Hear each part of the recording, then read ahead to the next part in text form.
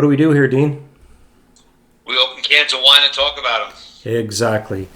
On Season 4, Episode 23, welcome everyone to the Canned Wine Podcast. Fantastic journey, and it's continuing.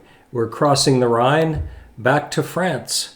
What do the French know anyways? Not a big wine country. Well, it's one of the largest wine producing countries in the world. I think it's second only to Italy, maybe. I'd have to check my statistics, but I know I have that down somewhere.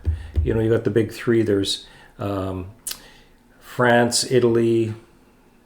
What's the third one? Oh, it'll come. U.S. The U.S. is right up there. U.S. is right up there. They are indeed. And as I said, our fantastic journey is going to take us to France this year, but we've digressed. We have a wine nerd word of the week, and it's a bit of a riff on last week's sediment, and the word is lees. And what are lees? Lees are the dead, mostly dead yeast colonies that float down to the bottom of the container or bottle, and that's what lees are. And they impart a certain amount of flavor into wines, and even they can be added back into NA wines to give it a bit more of a grapey flavor. So that's what lees are. And that brings us directly to our can of the week. We have our Dean of De-alcoholization here, as we are right. I think this is an extra bonus episode, our fifth NA in a row, as we are celebrating Dry January. And it's truly a celebration. We've had some excellent wines. And what do we have this week, Dean? This week we have a delicious sparkling Sauvignon Blanc by Cypher, which is from the Brau Winery. This has been liberated from alcohol in the 250 milliliter can. Exactly. Vive la liberation, as they would say in, or is it Vive la libertad? Oh, I don't know. Je ne parle pas français, as I would say. I don't speak much French, but you certainly could pick some up as you learn more about wine. So, as you said, Domaine de Brau is the people that make this. And Dean, how do they get the alcohol out of this wine? They use a low temperature vacuum distillation, which I also found out today is used to distill gin. They take the grain neutral spirits and then they distill it again with the botanicals, only they're not removing the alcohol, they're removing the flavors from the botanicals to infuse into the gin. So low temperature, about 86 degrees, which is pretty much a very warm room temperature, but not boiling. That's exactly right. And by lowering the temperature, they're able to extract those volatile things without having the temperature too high that tends to cook it. Now, what tree or shrub, here's your arborist of the day question, what tree or shrub contributes the most to the flavoring in gin? Was that a question for me? If you know anything about arboriculture, you should know that one. I would say it's juniper.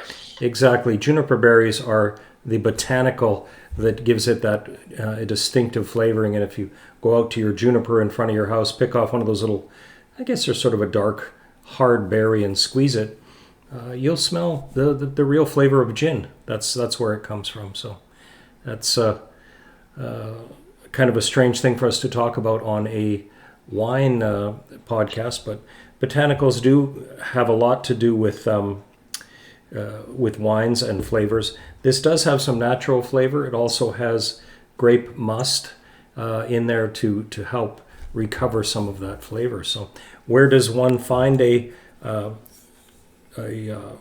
Cypher alcohol-free beverage? Well, I found it at Ancona's Wine in Ridgefield, Connecticut. As I had told you, occasionally I go on these trap lining adventures where I'll hit up a few places that I've found wines, and I knew that they had, I think I checked online and found out that they had some of these NAs available, and we were going to put a real push on for Dry January, which we have, and this is our final Dry January episode. Although not our final NA, we've had a pretty consistent, the last Well, right from the beginning, we did a bunch of NAs, right, Dean? Yes, and the NAs have been excellent, I think. Yeah. And I know I've said this back maybe in season 1 or 2. People said, oh, how come you never get any bad wines? There have been a couple. But to be honest, there's really not much point in us opening cans of bad tasting wine and talking about it. To me, it sounds counterproductive because there's a lot of production that goes in after we do it. So we had a couple earlier on, but not many. Mostly we've had, of the hundreds of cans we've opened, they've all been pretty good. So we try and stay on the positive and open things that are tasty. And I'm hoping that this last one of the Cyphers, or last one until the Rosé Roundup, which comes a little bit later in spring. So without any further ado, Dean, we've talked lots about this wine. It is a sustainable wine market to winemakers, and it's, they say, cultivated, harvested, and vinified with love and smiles. These are very crafty beverages. All of the canned wines are.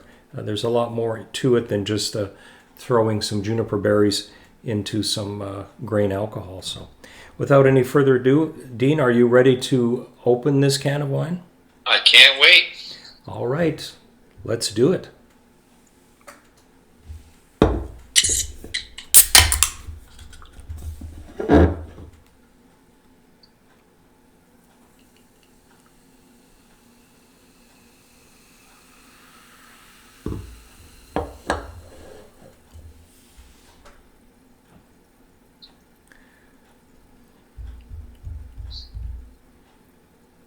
I'm thinking it's a deep gold. Is that the color you'd give this one, Dean?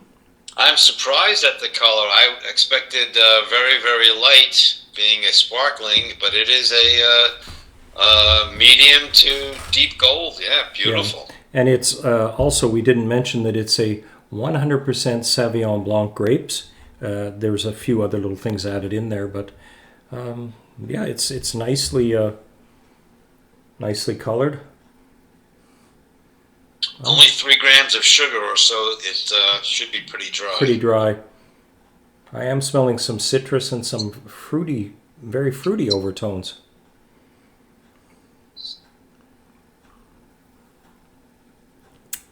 The carbonation is very nice. I'm getting a fair amount of flavor and stuff because I put this in maybe 20 minutes before I opened it into the fridge just to chill after it came out of the wine cave downstairs. Yeah, this is light. I would say light, but not watery. No, and I would hesitate, or I wouldn't say with hesitation. There's a certain amount of pearlage there, if you will. It's quite sparkly. Yeah, nicely done.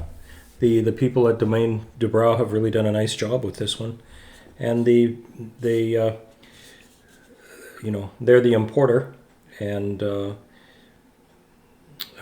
French do know lots about wine, and I think they're probably the second largest producer of NA wines, the Germans being the first. But it's a big market. People enjoy drinking wines without some of the negative alcohol problems that you might have if you drank too much of it, or maybe you just can't drink wine for various reasons.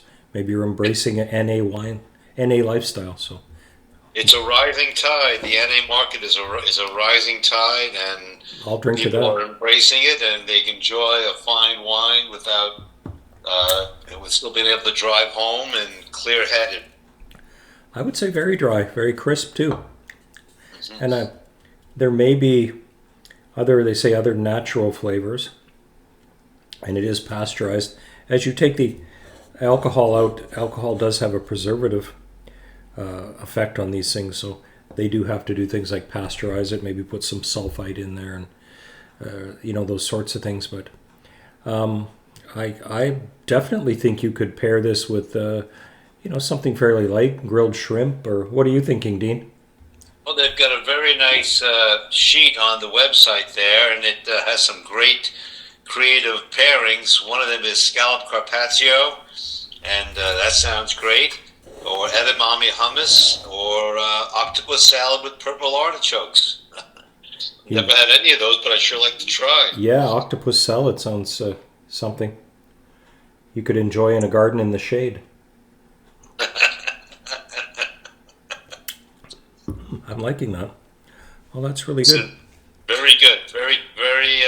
Very flavorful wine. We're continuing to do our postcard shout out to anybody that subscribes or makes a comment. Our contributor, Jamie, guessed Germany last week.